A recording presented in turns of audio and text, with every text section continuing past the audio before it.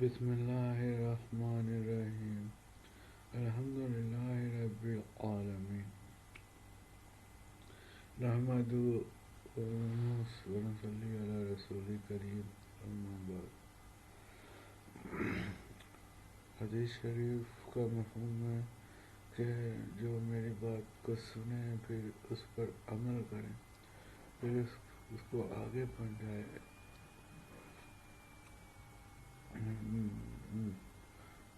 فانزل اللہ وقال فی قوله قل ای شیء اکبر اکبر اکبر شہادت، میں مبعوث ہوا ہوں اور اسی کی طرف لوگوں کو بلاتا ہوں۔ اور اسی بارہ میں آیت ہے قل ای شیء اکبر شہادت نازل ہوئی۔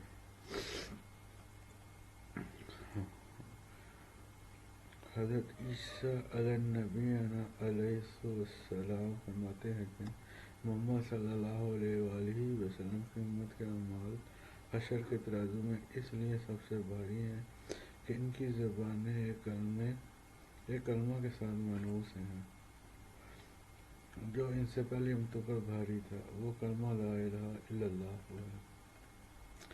حضور اقدس صلی اللہ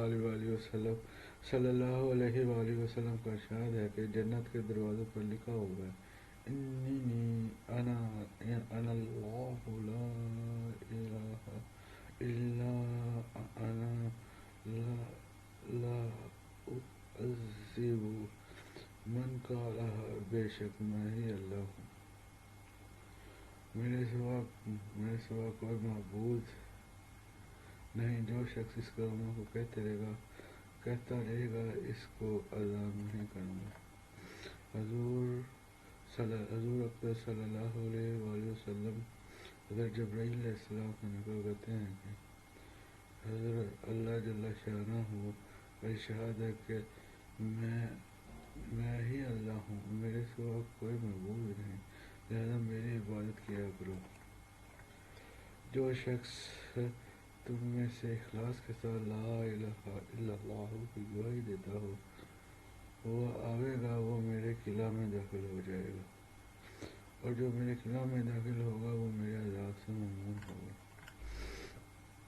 حضور اقدس صلی اللہ علیہ وآلہ وسلم کا ارشاد ہے کہ تمام ذکروں میں افضل لا الہ الا اللہ ہے، اور تمام دعاؤں میں افضل استغفار ہے۔ پھر اس کی تائید میں سورہ محمد کی آیت اعلم انہ لا الہ الا اللہ تلاوت فرمائی۔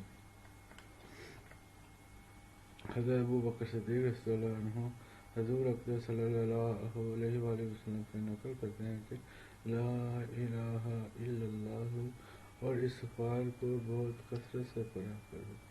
شیطان کہتا ہے کہ میں نے لوگوں کو گناہ سے ہلاک کیا، انہوں نے مجھے لا الہ الا اللہ اور استغفار سے ہلاک کر دیا، اور جب میں نے دیکھا کہ یہ تو کچھ بھی نہ ہوا تو میں نے ان کو ہوائے نفس یعنی بدعت سے ہلاک کیا، اور وہ اپنے کو ہدایت پر سمجھتے رہے۔ حضور اقدس صلی اللہ علیہ وآلہ وسلم کا ارشاد ہے کہ جو شخص بھی اس حال میں مرے کہ لا الہ الا اللہ محمد رسول اللہ کی پکے دل سے شہادت دیتا ہو، ضرور جنت میں داخل ہوگا۔ دوسری حدیث میں ہے کہ ضرور اس کی اللہ تعالیٰ مغفرت فرما دیں گے۔ حضور اقدس صلی اللہ علیہ وآلہ وسلم کا ارشاد ہے کہ ہر اعمال کے لیے اللہ کے ہاں پہنچنے کے لیے درمیان میں حجاب ہوتا ہے، مگر لا الہ الا اللہ اور باپ کی دعا بیٹے کے لیے، ان دونوں کے لیے کوئی حجاب نہیں۔ میری قسمت سے الہی پائیں یہ رنگ قبول، پھول کچھ میں نے چنے ہیں ان کے دامن کے لیے۔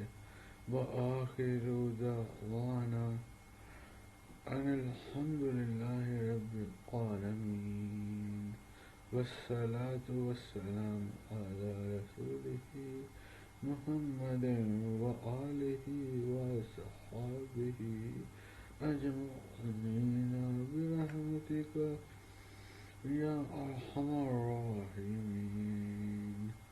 میرے چینل فضیلت بوائس فور کو سبسکرائب لازمی کریں اور گھنٹی کے بٹن کو لازمی دبائیں کیونکہ آنے والی ویڈیو میری آپ کو ملتی رہے، اور نیچے کمنٹس میں لکھیں یہ ویڈیو کیسی ہیں، اور اس کو سبسکرائب کرتے رہے، صدقہ جاریہ سمجھ کے اس کو شیئر کریں اور سبسکرائب کریں۔